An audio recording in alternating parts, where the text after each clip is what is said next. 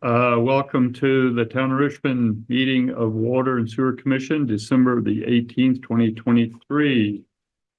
Any public comments at this moment? No public comments. Okay, moving along. Additions, deletions, or modifications to the agenda. Anybody? Other than maybe the updates on flooding? I don't know. Yeah, you know what? Let's add that. I can give an update from what Steve told me. We'll do that at the beginning after we do network support orders. Okay, good. So approval of the minutes. Move to approve the minutes of the December the 4th. Meeting as presented. I didn't see anything unusual. This is David. I'll second. David seconds. So discussion, anybody? All right, seeing that there is no discussion, calling for a vote for the minutes for December the 4th, 2023 approval. All in favor say aye. David, aye. Jane, aye. Ward, aye. Aaron, aye. Morgan, aye. Passes unanimously. All right. Next on the agenda is a warrant for accounts payable. A warrant number 22080 for the amount of $36,372.45. Did you show that? I didn't. Do we have a purchase order? No purchase order, just the That's our warrant, We which just approve the warrants as presented. Okay. Yeah, so warrant says, there's only one warrant. yeah, warrant says presented. Right. I Motion. move to accept the warrants as presented. Do I have a minor problem on the signature line? It says select board instead of water. Oh, good catch. Okay. We can put a, But the names are correct. Oh my gosh. we look at can, that. we can handwrite that. Eagle Eye David over there. Let me, I'll change that on this though. Yeah, good job. Boy, no, I had to come up with something. that was big, you know? You don't want to be calling, okay, anyway, other than modification, so David, did you second the motion? I'll second. Yeah. All right, discussion? Other than select board change to water and sewer commission, so no discussion, calling for a vote to approve said purchase order. All in favor, say aye. David, aye. Say aye. Art, Aye. Aaron, aye. Morgan, aye. Motion approves unanimously. You want to pass that around while we talk? Sure thing. All right, next on the agenda is if Josh, if you want to give a quick update on flooding and how it's affecting water and sewer. Sure, can do that. So, Moscow between the Prime Minister. Real notching up more gains, showing a massive spot comment. heard from Water and Sewer Superintendent Steve Cody this afternoon. They, at some point, late morning, early afternoon, the pipe that takes the effluent, which is the treated wastewater that goes back into the river, the pipe that goes from the wastewater treatment facility out to the river became unusable, was backfilled with water because of the flooding. So in that case, they have a sump pump that they use to then pump the effluent directly out of the building. That's not the greatest thing to do, but it's treated water in the river's flooding, so that's what they have to do. They've contacted the state to let them know that they were doing it. The state understands. There's a report that they have to fill out when they have a discharge like that. They fill that report out and have submitted that. They also disconnected the. Just to clarify, that's not raw untreated sewage. Correct. It's treated sewage. This is Definitely treated. It's This going into the river this is anyway. treated- It's taking a yes. different route. 100% correct. This is treated water. It would be into the river anyway. It's just, yeah, it's taking it. They like to see it directly discharged into the river.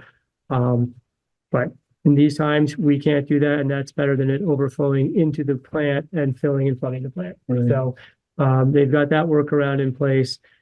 Sticking with the wastewater side, they are monitoring the pump station on the south side of the bridge. If that becomes flooded and operational, they have P&P septic on standby to pump out the sewer lines and then truck the septic or the sewage up to the northern side, put it back into the system, because then it can gravity feed down into the wastewater treatment facility to be treated. We did that during the flood last year. It worked pretty good, I think. So hopefully the water doesn't get that high, but if it does, Steve is ready for that. And then on the water side, the water was getting up close to the pump house. We disconnected the pump, turned that off, so the system is isolated from anything from the pump and from the well. The water storage tank is almost 100% full. So we're very good there. Just as a reminder, after the last flood, we were on a boil water notice and weren't pumping water for about 6 days, and we were able to be on just the tank for those days, and we were okay. So I think we've got a pretty good contingency there. And in talking to the National Weather Service, they don't expect the water to get as high as it did in July. And the pump station, the water pump house in July only had a couple inches of water, so hopefully it stays below that. If it does get into there, they'll have to do some cleaning and probably a boil water notice, but knock on wood, the water stays low and we'll be okay. Okay, great. Thank you, Josh. And appreciate the work that. Mark has a question. I'm sorry. Go ahead, Bart. Well, this is sort of a parking lot item, but it seems to me we should, after the flood recedes and before the next flood arrives, whenever that will be, resurrect the conversation of changes to the well house or the pumping station to make infiltration of water into the pumping station less likely. If I recall correctly, there's a few things to do there. It's just they boot up the list that treating that as prevention versus cure. Okay. Any other comments? I just want to say I'm really proud of town staff, not only the water sewer department, but highway and Josh as well. As this was happening, everybody knew what to do. Things went very smoothly. Right. No, hearing all the like putting PMP on call for the raw sewage, knowing what to do with the process sewage, and just being on that shows that they're really on the ball. So should be good experience for the new hire as well, right? That's true too. Yeah. Absolutely. Yeah. So good. All right. Thank you. Next on the agenda is follow-up status on the fluoride pump. Yay. So we did get an email from the state that a new pump is headed our way, hopefully by tomorrow. Yes, yeah, follow up with the oral health director, Robin Miller. Actually, first to address the issue of the delay and bring that to her attention. So she appreciated being made aware of the long delay of getting the pump. And then within a few days, an email back saying the pump's going to be here December 19th. Haven't heard that it's not going to be here, so we're hoping that it shows up tomorrow, and Steve and the staff will get right on putting that in, assuming there's no flood recovery tomorrow. I don't like to ask dumb questions, but is this a take 3 days to install kind of thing? I don't know, but I think it's not that long. I think Steve's gonna be able to do it in-house. Maybe they have somebody from the state coming out, but I think it's pretty simple. It sounds like from what Steve said. Okay. So the good news is we don't have to worry about this flooding damaging our new fluoride pump. It's timed really well. Yes. So I wonder if there will be any other follow-up with the state as far as, as we'll see in a minute, some of these numbers being lower than they would have liked. But Yeah, and I know Steve has made them aware that we've had low numbers and why they've been low, and we've talked about it quite a bit. So they should understand what's going on. Right, so good, okay. Good. Next, review of the water data for November. Not sure, Josh, do you want to cover this? I'll jump in. Barring, we don't have Steve here. Let me make it a little bigger too. Give me a sec. Lots of pop-ups on Zoom. I gotta move around. Okay. So here's the water data for November, and as Morgan was saying, you'll see a lot of yellow in the fluoride levels. And that's due to the pump. Just to reiterate, we were having a pumping issue where the pump would continue to basically sort of discharge fluoride into the clear well, even when the water pump was off. So it's designed so that when the water pump goes on, the fluoride pump goes on, adds fluoride to the water, and properly fluoridates it to the right level. But when it's adding fluoride, when we're not pumping water, it over fluoridates. Luckily, Steve and staff caught that. None of that water entered the system. But the workaround until we can get a new pump was to disconnect it overnight when we weren't continuously pumping water. So that's why these numbers are low. It's been talked about the last couple of meetings. We put a post on front porch forum so people understand. We've been in communication with the state so they understand why it's low. Once we get the fluoride pump in tomorrow, we expect these to be right back to the right numbers.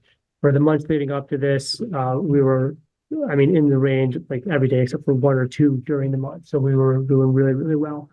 And in the adjacent column, the 3 highlighted numbers are due to us mixing up a new batch. Of the chlorine. Chlorine. No. Steve, why don't you come on up? Thanks.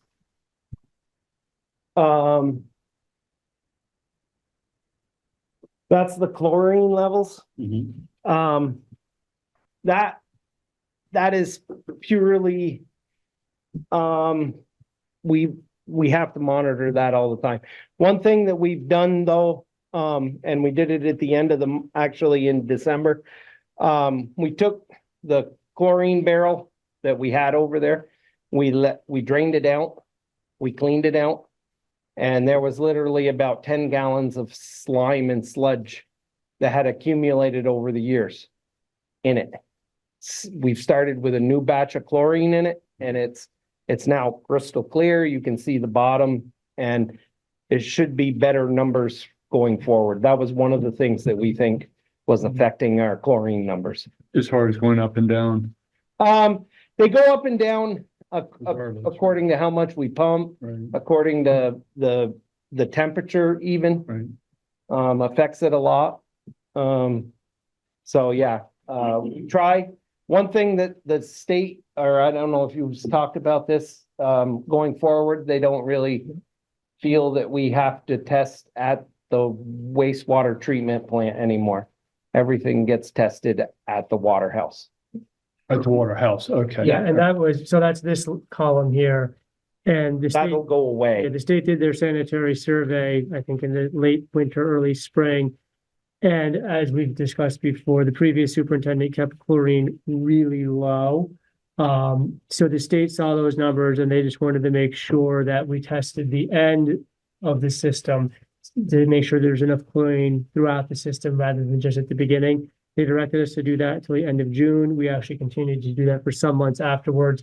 The state has stopped asking for these numbers. So this will be the last month. Actually, next month will be the last month because you continued through December. Okay. But then we'll stop collecting those numbers because it's not. We will by the state. randomly test there, just like we randomly test different spots throughout the system, Right, every month. But we don't officially have to, they haven't required us to be showing them. They were more than well satisfied with their numbers. that's a good vote of confidence. Yeah. It's, Denise, Could you tell me what's the optimum targeted number that, we're looking for? Yeah, Or right here. which? For fluoride or for? Fluoride, For chlorine, anywhere, yeah. we can be, they would like to see us a little above, a 0.8. Okay, At the entry. Yes. Yeah, because the idea is it goes in at 0.8 and then it goes no lower than 0.1 as it goes through the system. And it's more of an indicator. I think if we start seeing that end number drop, and you periodically test, then there's an indication of, ooh, it's using a lot of chlorine. What's going on? right. Okay, good. Any questions? Comments? No? I just want to thank Steve and the guys for. all the Well, stuff that they have done. supposedly, knock on wood, Thursday, we'll have our new fluoride I pump. thought it was tomorrow. No, it's Thursday, the 19th. Out. Tomorrow's the 19th. Huh? Tomorrow's the 19th. Oh, well, then tomorrow then. Today's Wednesday, the 18th. It's been a long enough day. Let's not. No, talk it about is this. not. Good, okay. Yeah, I don't, if we get time to get it in tomorrow, I don't know, right now. Could be The plant is just barely holding on. Yeah, no, How high is the water right now? I am putting through the plant, 2.5 million gallons. That's the flow through the plant right now. The plant is designed for 1.5. And that's a lot of it is because of our ridiculously compromised stormwater. How much do you think's getting in through manholes?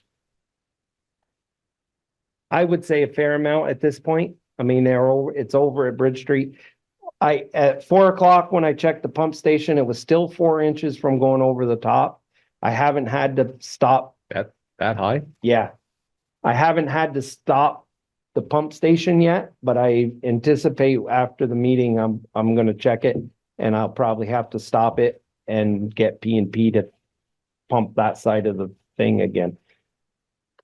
It is what it is. I mean, the plant literally is taking way more than she should. And everything is online. And I just got off the phone with Nate Fredericks and asked him, is there anything else we can do? And he's like, you're doing it all. So. Jay? Morgan, we've talked from time to time about an audit to see how many people have their stormwater connected to their sewer. And I don't remember where we left that. So we left that in working with MSK once they completed the water line inventory to see how many houses did they actually inspect and what's left for them to go inspect.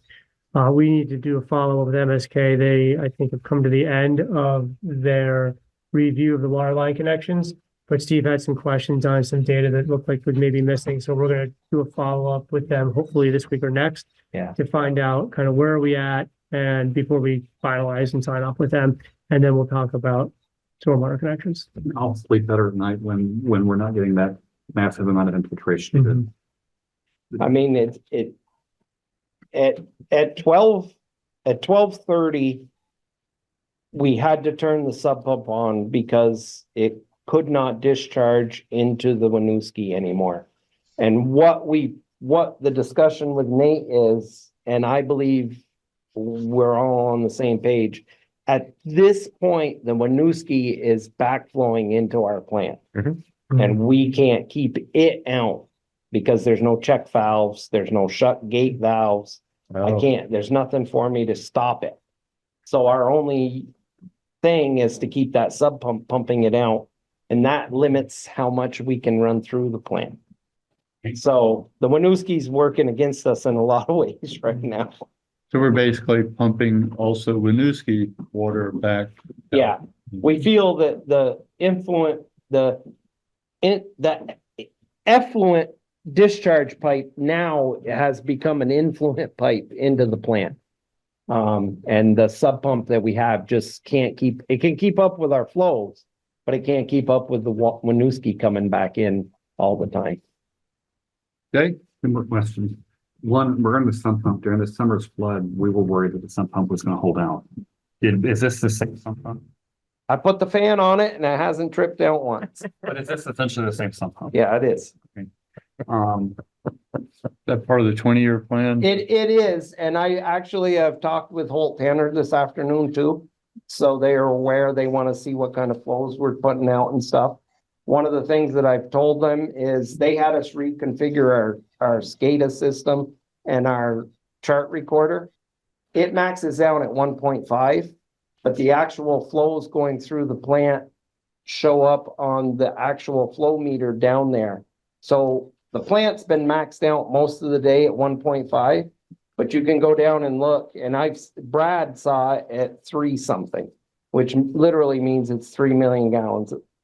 Now, did that go up when the manholes were overtopped, or was it before that? The flow has been up since about 12:30. It maxed down at 1.5, and that's when we brought the sub pump on. The sub pump was able to keep up but about the same time, about 4 o'clock, when the water went over the most of all the manholes, is when we started to see everything go haywire. So there's a pretty clear I think correlation there between the infiltration from the manholes. One thing that I will say is we're not seeing that thick grease layer or sludge layer that we had on top of the wet well. It looks just like influent. There's nothing there. I think cleaning the system that the state gave us the money for to do has been a real asset at this point right now. I think especially that section that they did from the gate into the plant where it was full of grease, and they really spent some time cleaning it. That wasn't included, but they did it because I asked them to. And I think that's made a big difference in our flows. We haven't seen the influent pump plug or anything. She's just chugging away. pretty much at max. I can't, I keep tweaking her a little bit faster and then I have to bring her back because literally the plant will overflow itself. Last question, I'll leave you alone.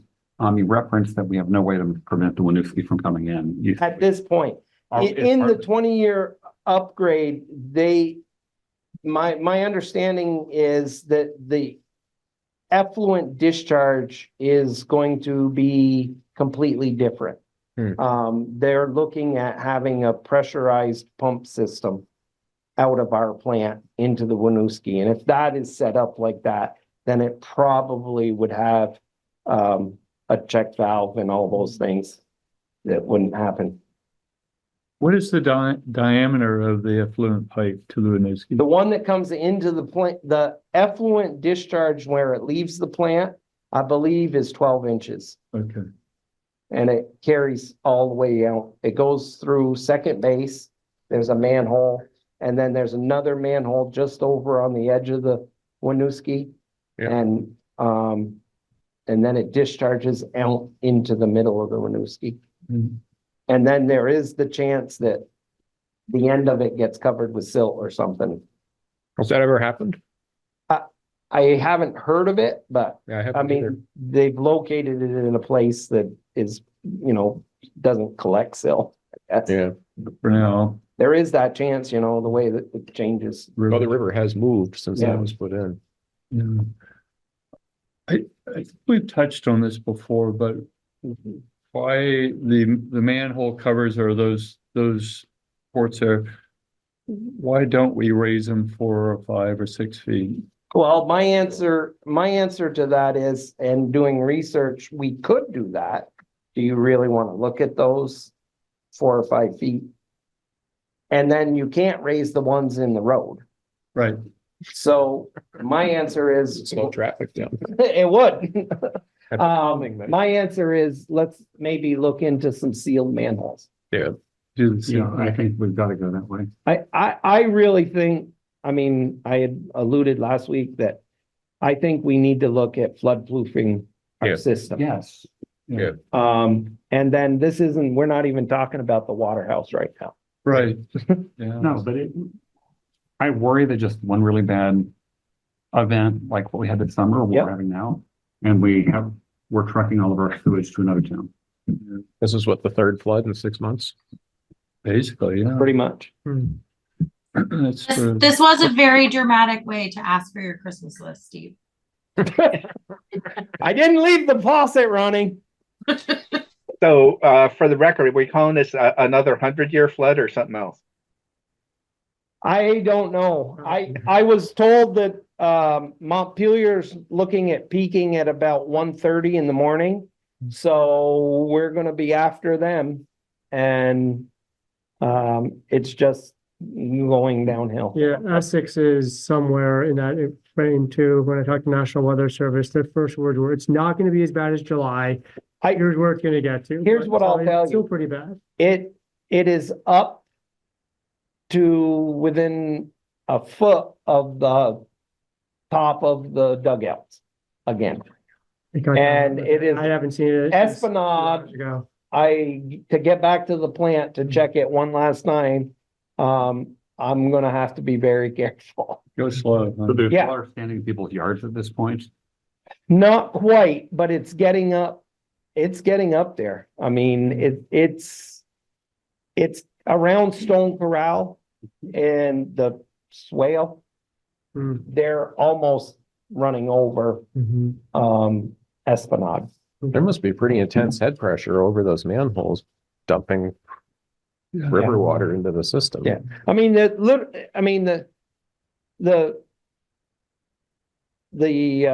manholes, there's a 1/4 inch gap all the way around them. And then there's the pick holes that you use to open That are, and literally we have, I think there's 15 manholes.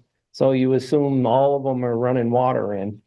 Well, that's. I'm just trying to, it's like and at 15. this point, we have not discharged anything. Mhm. Everything that we're doing is A-okay. I talked to the state, Jamie Bates she's like, you do what you gotta do, it's all treated effluent. It's not anything.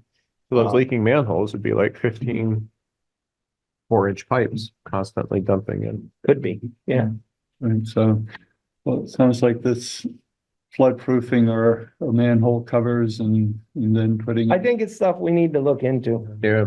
Well- And then on the water system and waterproofing the pump house. pump house, so we don't have to be on boil water Yeah. Right. from inundation. And the biggest thing is the 2 doors, getting a watertight door system or whatever we can do there. I guess we have to prioritize these things with the 20-year study Yeah.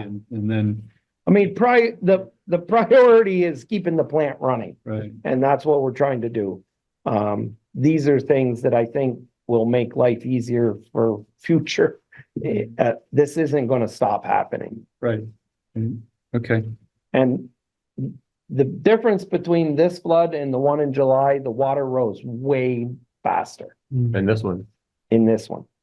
Hmm, The water came up way faster yeah, than it did in July. that's a good point.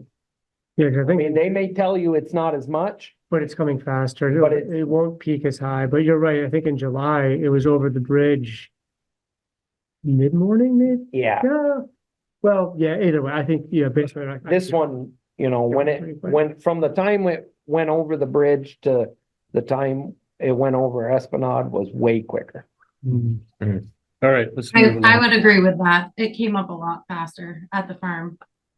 And over Esplanade right now, it's just over the road going into the swale, basically. It's not down the road yet. No, it's over the road, it's over the end at Bridge Street, Okay, and it's over the road going to, the plant, down in the field area. yeah. Okay. And actually, I didn't do it, but I was gonna take those 2 dumpsters with the forklift and put them up, so they don't float away again. Yeah, that's a good. Um, idea. Do you need a front end loader to go back to the plant? No, I think I'm all right. All right. The problem was getting back to the water house on the other side, because Kenyon Road, the bank slid into the road. And now, Not prepared now, just for anybody listening. Yeah. Canyon's back open. And it's seeing a lot of traffic. water, Yeah, well, it's the only way in town to get over the bridge. Well, aside from Concord End, but even that's cut off as a Route 2. yeah, Route 2, right, past the cemetery, the Richmond Land Trust, it was close to coming over Route 2. It hadn't at 4:30 when I went to the water house. Right, you're But it right, was It's pretty close. okay. All right, thank you. Thanks, Steve. Let's see, next on the agenda is, let's see, discussion of next steps for Gateway Expansion Project. I'm happy to, I guess, lead that, and Josh or Bart, if you want to add, but, so last week, Josh, Bart and I had a, telephone conversation with Joy to find out where they are, and at this point, they have just set aside any expansions that would need water and sewer. That being said, they're do want to look at it possibly in the future, possibly near future. But we did go through a list of what can we do that would not cost a lot of money or any significant amount of money to put the town in a position to move forward quickly. And I think what we resolved was that we need to have a discussion with I keep wanting to say Chittenden East School District, but it's MMU, yeah, USD, about possibly inspecting the pipe again. And if we do that, then I would advocate for the town paying for that inspection. I think it was somewhere around $1,000, which would be a video inspection again. We would need to have maybe Steve, I don't know. The video that we did last time was inconclusive. Right, And so- they had, the school district used somebody else that they claim got better footage. So, but ours was free. The Right. video that we shot through rural water, they paid P&P to do it. So I guess it would be the price of scoping it. Again, When did they have P&P video it? Was they that- had P&P video, I think Phil told me they had P&P do it after Oh, we told them there was a leak.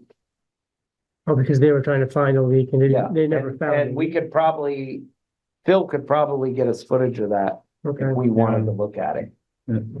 But your understanding from PMP's video that they could not find a leak anywhere? My conversation wasn't with P&P, it was with Phil. And he said that it was inconclusive, they couldn't really see one. And that the pipe looked fairly decent. Okay. I mean, that's what he told me when I had a conversation with him. I never talked to P&P or Mhm. asked for footage because we were kind of at a stalemate. Right, yeah. How did they get around? Maybe you don't know, but there was like low spots where water was held? Yeah, I You guess know? they had a little different camera. Okay. Huh. There's a lot of different cameras out there. So they were able to- I will say that the company that cleaned our pipes that the state used was an out-of-state firm, and their video was crystal clear. Hmm. You could see everything. Interesting. And they could take snapshots. If they came to a spot where they thought there was a break or something, they could rotate their head of the camera. So there are better quality cameras and Yeah. stuff out there. And that firm was out of Saratoga, New York, that did the cleaning and the scoping of all of the water system. Right, the first one that went. No. We had part of the July flood Okay. state recovery process was they paid to have all of the manholes and all of the pipes cleaned out. Right, okay. And after they give you they ran cameras down them to videotape, and because what they were looking for was, is there damage? Is there problems? Are there, pieces missing, or, Right. how are the pipes in as far as shape? Right. And we haven't got that footage yet, but she promises me we will. It's probably be about the same point as the bill for the grit disposal. Which is months away. Okay, I understand. So there are better quality cameras out there. The one that rural water used had issues. P&P's, I guess, was a better camera, and showed better. I don't know. I did not see the footage. Okay, all right, something to consider. So, I'm sorry, go ahead, Bart. It seems to me we might take this offline and meet with our engineer about what would it take to get us to a green light on this pipe. Because I think the issue is not just what do I see, but is it past pressure test? Right. And there were questions about the pressure test and did the valves work? Were they shut off properly? But, part of this, we have to replace a valve to get an appropriate and perhaps successful pressure test. But I'm going to defer to the engineers. Like, what do you take? I'm going to guess it's more than just looking for stuff, but maybe I'm wrong. Good point. Okay, good point. Then the other part of the conversation, or something that we could, one of the boxes we could tick off, is having a conversation with the school district about easements. And that I would assume would require knowing where their water and sewer lines are, and what would be the most appropriate point to connect to their lines to get to the easement going down the hill over the Richmond Land Trust. So that's the second thing. The town owns the water line. We have blueprints of it. I understand. Yeah, we have an agreement. We don't have anything else. Right, so the water line, the town agreed to take them over, and there's an MOU, but it was never finalized with a Oh. formal easement. It mentions in the MOU that the town will get an Okay. easement, but there's Because not an we- actual. I mean, I was told that we upgraded the system out through there. Yep. Changed the hydrants, added another hydrant, and it was all brought up to town specs, It is. and I was told that Yeah. it was. For all intents and purposes, like if something goes wrong, we go in there, we fix it, but we don't have the formal easement on that. Okay. There's a whole agreement that talks about All right, exactly that, but yes, we never finalized the easement on the Okay. case. So I think we should do that, and then we should look at the same time of what would it take for the sewer line if they're willing to do that.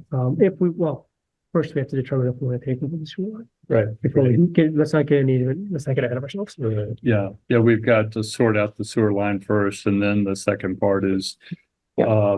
if the school district's okay with it, which I assume they may be, then where do you connect to the water and sewer to get back? Aaron literally has her hand up. I'm sorry, go ahead, Aaron.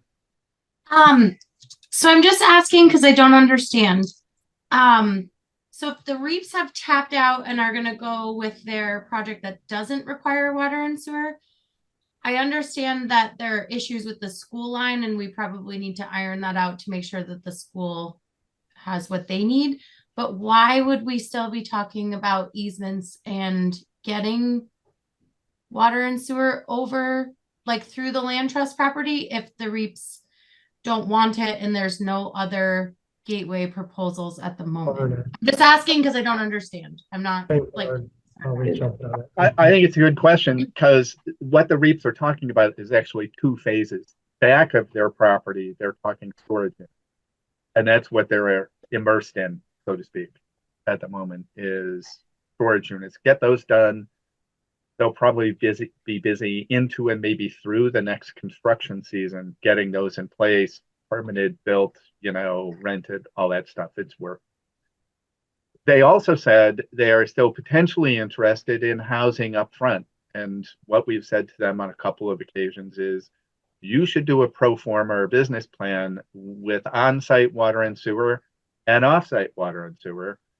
Because like if you're going to have to pay for it, water and sewer, and then pay, you're going to pay one way or another, and how much you're going to pay, but how many units and at what density could you get in? And that's really up to them as a property owner to say that. So that's the answer. It's potentially in a future state that they say, oh yeah, it would make sense. We'd get more units. And we don't want to be in the water sewer business. We just want somebody else to do it and we'll pay. But that's still a bit of a question mark, as I understand it, because they're so focused on the storage unit at the moment. So that's why it's still yellow light. It's not either red or green. Does that make sense? Yes. And I guess my own personal opinion is still until we have a plan, we shouldn't be spending money on there. Till we have a proposed plan, we shouldn't be spending money working on their line, but that's my own opinion. And I would have that opinion for anyone. Right.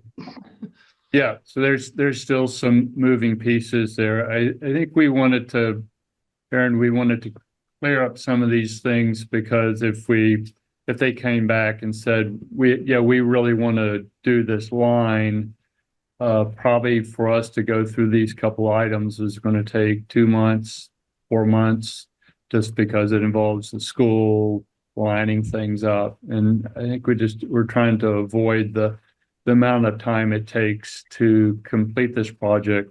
The other thing to keep in consideration too is we've asked for extensions on the Northern Borders grant money. And I think we're into, how many times have we had second extension? So at some point this is iffy, but we could lose that opportunity of $150,000 grant, which is earmarked for water and sewer. Specifically sewer to the Willis Farm. Yeah, specifically sewer to there. So while that may not seem like it would affect the town, if we wanted to get a line down there and the REAPs are willing to consider putting in apartments, which I think seems like the town would really like to see, then it is a sort of a win-win for everybody. But I agree, we don't want to go through the spending thousands on design, engineering design, those sort of things at this point. We just want to clear some questions up right now with the school property so that we're prepared to make the next step. Okay. Denise? Morgan, who is the memorandum of understanding with? Is it just for the school district and the town? For the water line, yeah. Yes. Thank you. Yeah, that's right. It just says it will service the line. But it's not, I would assume that what we'd want to consider, I'm not an attorney, but actually an easement, right? Yeah. So that then we do have legal control over going in and fixing the line or doing what we, what is agreed upon in the easement. Is that something that you would negotiate with John Aberduni, the superintendent?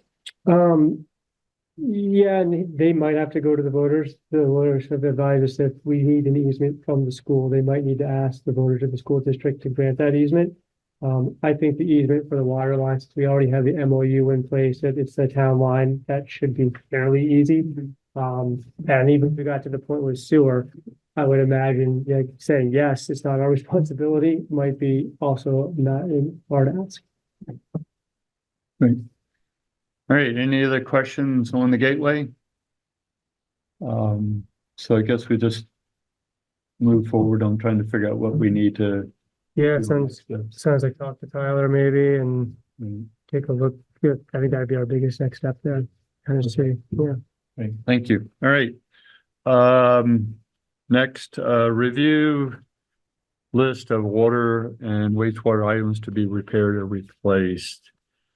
You could just sort of skim over the things you feel good that have been fixed and. So the biggest thing is, our 17,000 gallons of water usage a day has been cut to 2,500. That's a big cut. Let's see. And what we found, actually, there was an air valve, air controlled valve for the wash system on the press. The valve, what I believe was happening was the valve was not closing, so that when the press was running, it was leaking by all the time. We had a brand new one on the side of the press that we've now disassembled. So I took the new one and swapped it out, and that eliminated the water usage. That was easy. There's like 50 things to go through to figure out which one was the culprit. You Yeah. found it. Great. I feel pretty happy on, a week ago, our usage, from Saturday to Sunday was 700 gallons. The usage this Saturday to Sunday was 500 gallons. So I'm pretty confident that we've got the problem, Great. That's good. going forward. That's the biggest thing. I don't know what else was. You unclog the pipe from the. Oh, yeah, we cleaned the digester out. I think I told you guys that last time, and we unclogged the pipe going under the ground. That's been working fairly decent. We have found that the septic receiving bays that we cleaned out earlier this year are filling up. One of them that we are primarily using for septic is filling up way faster than we can keep it cleaned out. Part of that is, I believe, the aeration system that's in there is not operating properly. I know it's not.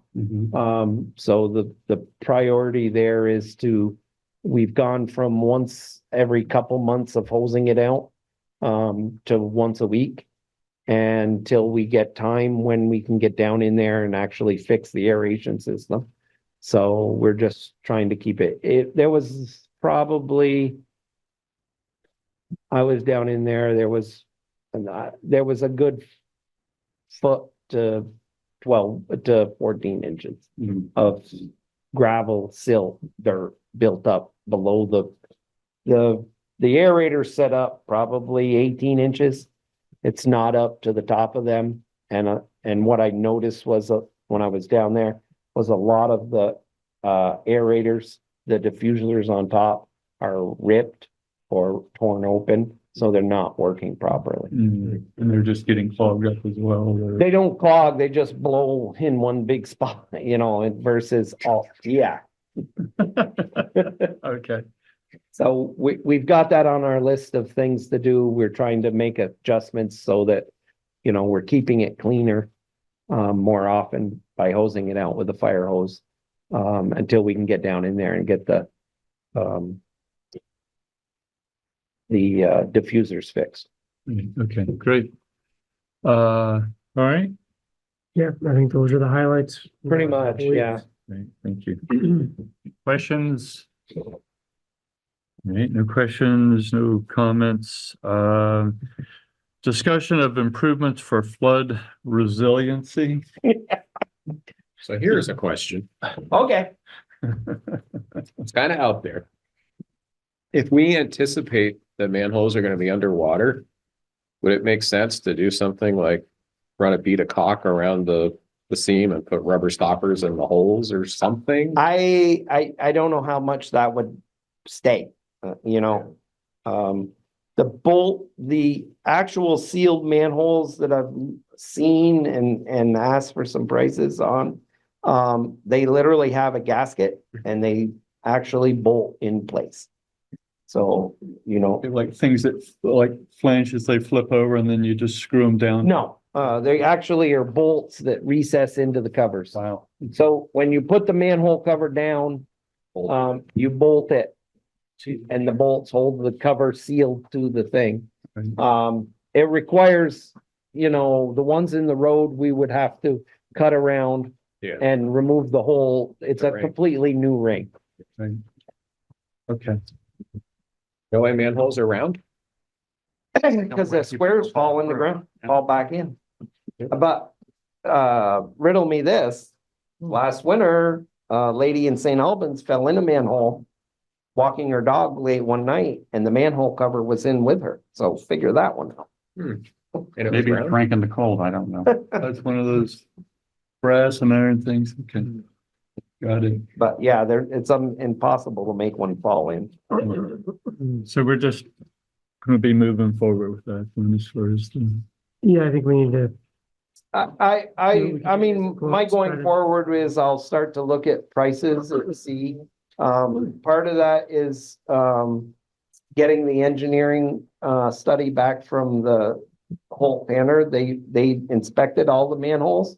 And hopefully when we get the video from the state, from the manholes they cleaned, we can compare all that stuff and see if the infrastructure, the pipe are strong enough and worthy enough. Most of that has been lined. So I feel that it can withstand the added pressure. Right. That's what occurs basically. But so there are some things to take into consideration. It's not just throw them on, but I think we should do something. Absolutely. I mean, we could raise them, like you said. The ones in Volunteer Green could be 5 feet tall. I was thinking the ones in the road, actually. Well, we can raise those too, but it just, I think if we put the sealed covers on and if they're good and tight and the manholes are fairly new, that we would be in good shape. Doing something with our pump station is gonna be a priority though in the future. We can't continue to have it being flooded like it is. No. Yeah, it's just costing us money as well, other than being at risk. Yeah. Okay. Update on water meters. I think we're trying to finalize exactly how many we need. Yeah. Get that finalized, get the purchase order done with those guys, and then we I was can, supposed to got that to Josh last week. well, I mean, and then we need, once we have that number, we'll get the RFP out for installation. We got all the specs on installation, so still slow progress, but maybe faster than we were a month ago. But that's where we're at, trying to chip away and. I'll give you the state fluoride pump answer. We're one step. Oh geez, let's not go there. That's what every time I call the guy or email him, we're one step closer. We are a couple steps. We've got some tech specs now. We've got, you just need to figure out exactly, because we had an estimate in sorry. We had an estimate in the RFP for that. You have to zero in on the exact number, so we know exactly what we're buying. But yes, Okay. um, Okay. The language specifically meter sewer. yeah, so I got some feedback. I reached out to other town managers in Richmond, or sorry, in Chittenden County. It seems like most of them do it the same way we do, where you meter the water going into the building. No one has a wastewater meter, and they all basically bill sewer on the amount of water that goes into the building. I think Colchester had the best way where they have something in their rates. I'm not sure if this is from an ordinance or a policy, but it says the total amount of water consumption. The user charge shall be determined by dividing the system's variable cost by the total amount of water consumption. So they're talking about water consumption in the sewer ordinance, which I think is fairly clear. So we could probably use some of that language and add that to our rate sheets and add it to some of our, at least like the first build of the year or something for communication to be more clear. Right. But yeah, so We think that would clear up some confusion. Right. yeah, just And that's what we're really aiming trying to clear up the confusion. to get to, yeah. Yep. Okay, consideration of changing the date of February 19th, 2020. Oh, I'm sorry, Bart. Sort of apropos of nothing, because I think this project may be dead in Westford, but they were talking about a sewage only system, wastewater only in their sort of green area. And they did not intend to put meters there. They were just going to divide it by 50 users. Everybody pays the same rate. It was like $100 a month or something. So I think it's illustrative of the challenge of metering sewer. I think that's how Bolton does it, and it's a private but community system. I don't believe they have meters on anything. It's really just a shared fixed cost. I could be wrong. I wasn't that close to it when I was up there, but that was my understanding. Or do you figure out how many square feet of house you have? Maybe it's another way of doing it, but I don't know, but yeah, I don't believe there was a metered cost. It was, yeah, they figured it out somehow. So, okay. yeah. Okay, consideration to changing the date of February 19th, 2024 commission meeting due to the president's holiday. So moved. Have a second? I'll second. So this would be moving it from Monday, February 19th to Tuesday, February 20th. Yes. Discussion? I think it's a good idea. I would hate for people to move to miss out on all the President's Day parties and things. Okay, no further discussion. A vote on the motion to approve moving February 19th meeting to February the 20th. All in favor, say aye. David, aye. Bart, aye. Aaron, I. Morgan, aye. Unanimous vote. All right.